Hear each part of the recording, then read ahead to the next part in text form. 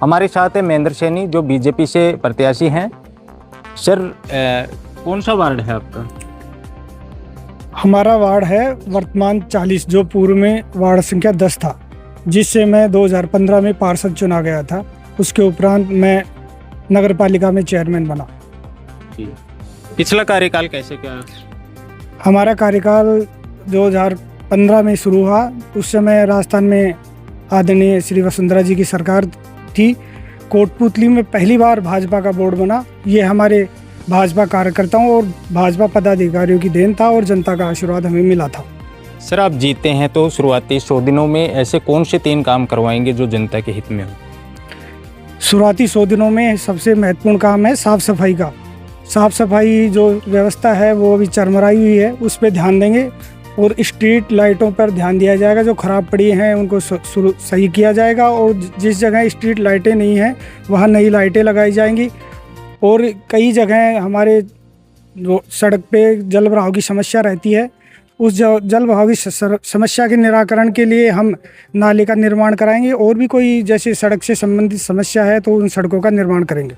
सफाई व्यवस्था की बात की जाए तो क्या नियमित आप हर एक तरीके से मॉनिटरिंग करेंगे?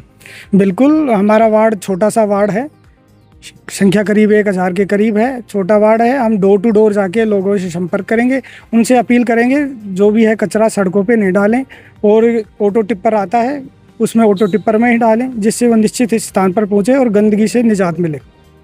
क्या आपके कार्यकाल के दौरान हुए विकास कार्यों का सार्वजनिक हिसाब भी दे पाएंगे?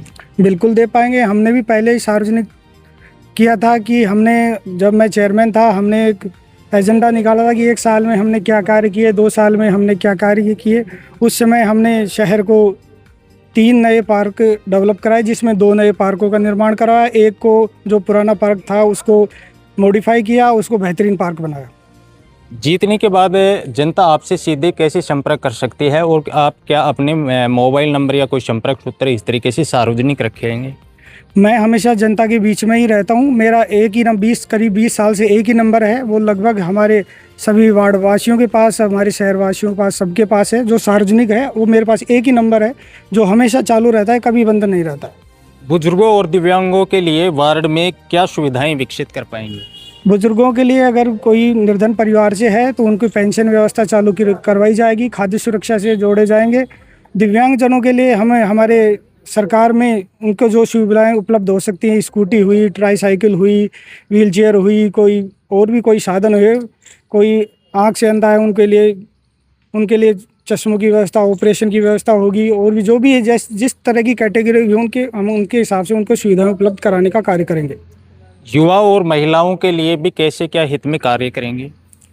युवाओं और महिलाओं के युवा हमारे पढ़ लिख रहे हैं, उनको शिक्षा के माध्यम से वो कैसे बेहतरीन शिक्षा प्राप्त करके इस देश में अपनी महत्वपूर्ण भूमिका निभाएं, उनके लिए भारत सरकार की हमारे आदरणीय प्रधानमंत्री श्री नरेंद्र मोदी जी स्किल इंडिया के तहत युवाओं को रोजगार देने का कार्य कर रहे हैं। वो तकनीकी के माध्यम से लोगों को जोड़कर देश के विकास में, देश को 1947 विकसित भारत का संकल्प लेके चल रहे हैं। उसमें युवाओं की भूमिका महत्वपूर्ण रहने वाली है।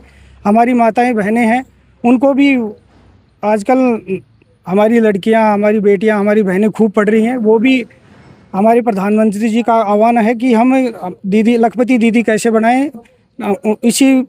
इसी रूप में हमारी राज्य सरकार आदरणीय भजनलाल जी कार्य कर रहे हैं कि महिलाओं को कैसे रोजगार से जोड़ा जाए, वो अपने जीविकोपार्जन, अपने परिवार का भरण पोषण अच्छी तरीके से कर सकें।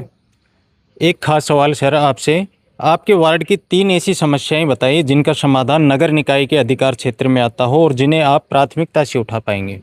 सबसे पहले महत्वपूर्ण काम है साफ़ सफाई का, जो रेगुलर हो, रेगुलर के साथ साथ निश्चित तौर पर सही तरीके से हो। अभी नालियाँ भरी पड़ी हैं, वो सही तरीके से साफ़ हों।